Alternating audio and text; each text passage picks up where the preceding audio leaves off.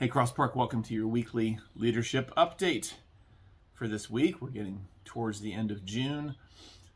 Those of you who've been around a while know that I take most of my vacation in the summer, and this summer is the same. So we are heading out this Saturday for 2 full weeks, which means 3 weeks of me not preaching. So you've got Grant this Sunday for Psalm 126, intern Nick DeVusser for Psalm 127, and then member of Cross Park Church. Well, technically he's not a member, but because of the quirks of Presbyterianism, but George Crow, retired Presbyterian minister who is now attending Cross Park Church and helps teach our children's worship each month. George will be preaching the third week, and that's July 9th, so from Psalm 128. So it's nice to have a break for me. It's nice for you to have a break from me and to hear from these other teachers. So I hope that you'll be looking forward to hearing Psalms 126, 127, and 128 from these guys. As always, we want to keep updated with what's going on at Cross Park via email. You receive an email each Thursday morning and each Sunday morning with announcements and reminders of things you need to do. Well, Grant is preaching Psalm 126 this week. Again, I'm not interested in stealing his content, but I do want us to think more broadly a little bit about the reality of lament and exile. So the Psalms are full of these lament Psalms because it's the normal experience of the Christian life, is that oftentimes things don't work out like we expect. They go much worse than we hope, and we feel all sorts of disappointment and disillusionment. And these lament Psalms help us to properly process and engage all of that before the Lord. Now, this week's Lament 126 is asking for restoration. And so the most obvious event in Israel's history where they were restored, and using that language particularly, is post-exile in Babylon during the time of Ezra and Nehemiah and the Second Temple being built and all that. It's sort of the back end of the Old Testament. However, exile is not simply that event or a one-time event. Exile is a theme in the Bible that we are regularly living exiled, cast out.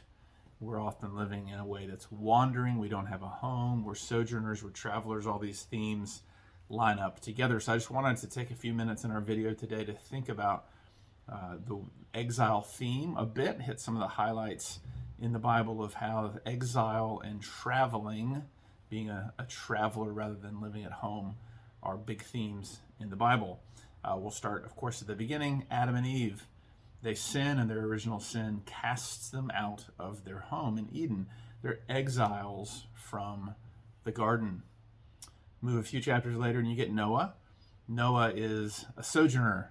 His big move is to travel, in the sense for have his home wiped out, and he's then an exile, cast out on the ark. He's floating in exile.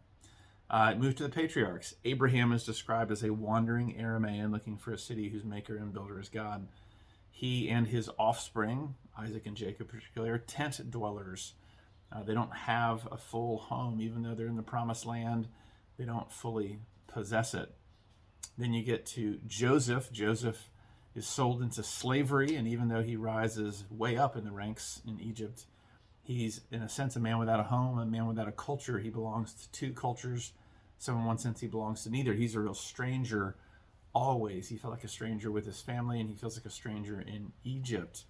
Well, because his family moves to Egypt to be provided for by Joseph and the Egyptians during a time of famine, they end up living in Egypt for the long haul, and they end up in slavery.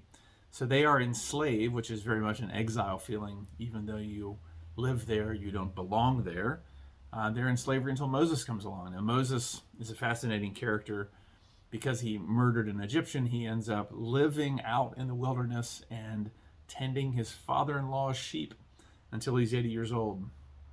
And then when God came to offer him the job to be spokesman for Israel, Moses didn't want the job and yet got it anyways.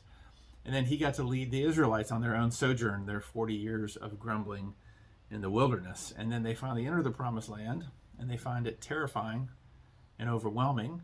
They're finally in the place that God has given them, and they cannot successfully live there. God asked them to cast out the previous inhabitants of the land. They don't do that, and then they're constantly living in conflict with those around them.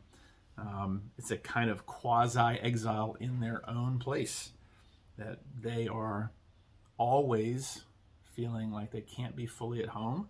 And this lasts through the period of the Judges. And then, in a really interesting move, Israel, I think, implicitly rejects the notion that they are to be some kind of alien and stranger, because they want to be just like the nations around them and they demand a king.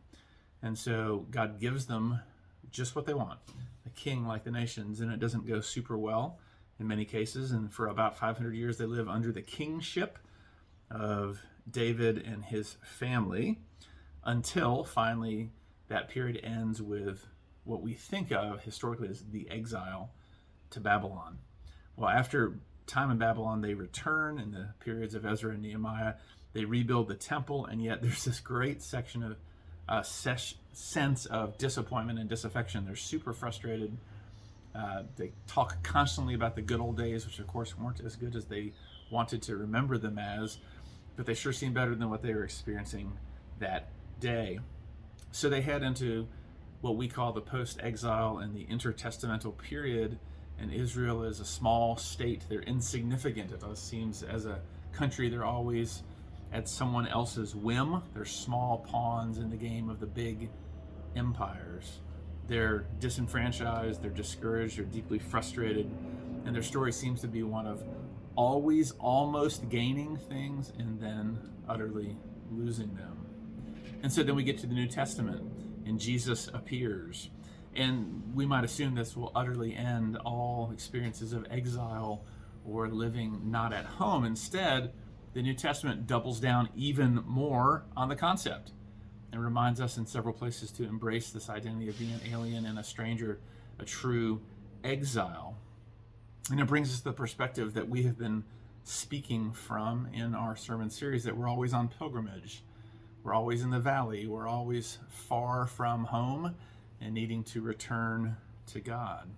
And so Jesus promises, even though we still live in this tension of belonging to him and yet not fully experiencing that, not fully feeling at home, Jesus promises to bring a true home down to us, a remade heavens and a remade earth. The journey is going to end somewhere, and its destination is this new heavens and new earth. And so now, as we travel, the method and the mode of and the attitude of our travel really matter. We are to do it as exiles, trusting Jesus, always longing for his help and his hope. So, as we consider any lament psalm, we do all of that in this larger context. We are in exile and will be until Jesus remakes all things. So, in light of all that, let me read to you this week's poem. Again, these poems, in some ways, I'm trying to mostly recreate what is in the text. I'm not trying to give, say, the definitive angle, right? Some of these texts, you legitimately can and should be able to apply them to a variety of things. So, I'm picking some words, and they're not certainly the only way you could think about what's happening in the text. But let me read for you my poem of Psalm 126. The end of our tragic nightmare, free from their schemes to destroy, singing through our restoration, exiled no longer from joy. Then it was told in each nation, Yahweh has given them grace. He granted kind transformation, now seen in every face.